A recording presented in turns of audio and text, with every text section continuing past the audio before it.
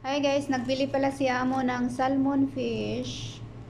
Yan yung lunch namin ngayon guys. Saka meron ding shrimp. So ayan, hugasan muna natin to.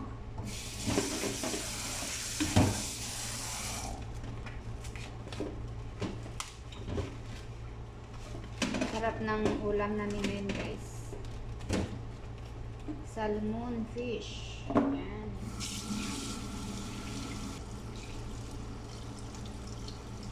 May mga buto pa to guys. Kailangan tanggalin talaga.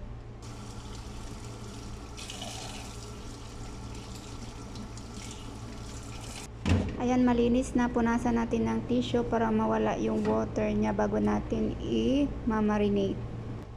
Guys, i-marinate natin siya dito. Ilagay lang ako dyan ng paprika, turmeric powder, black pepper, at saka buharat.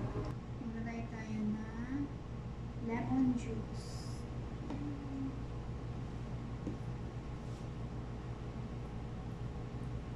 Maglagay tayo ng crushed garlic.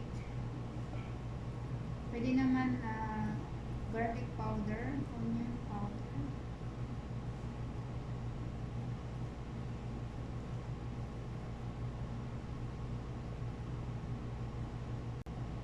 Ayan na guys, na-marinate na natin.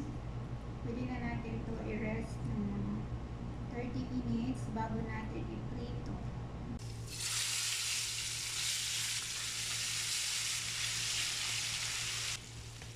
Ito naman sa kabila, mag-isa pala tayo ng bawang at sibuyas para sa ating rice.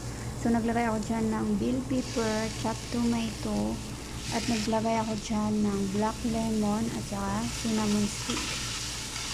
And then naglagay ako ng turmeric powder, black pepper, kabsa spice, and cumin powder. Hindi na nakita sa video guys.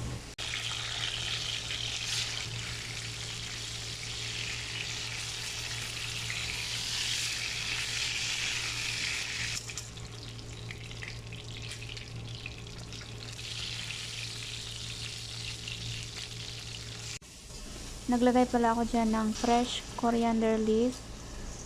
And then ilagay na yung rice. Hinugasan ko na yan guys ng mga 10 times na hugas. And then halu-haluin lang para ma-mix yung mga ingredients. And then naglagay ako dyan ng salt and water. After 10 o 15 minutes, pag mawala na yung sabaw niya, pwede na ilagay yung isda sa ibabaw ng rice. Nagluluto din ako ng vegetables na may shrimp. Check na natin yung ating rice kung pwede na yan ilagay yung ating isda. Naglagay ako ng sili.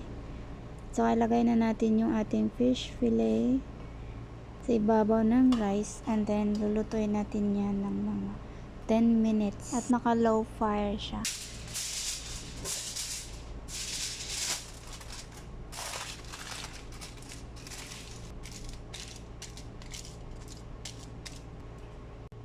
Magluluto din ako dito ng shrimp guys. Naglagay ako dyan ng olive oil. And meron na akong minarinate na shrimp. Asin paminta lang yan. Fresh garlic and paprika. Okay na yan.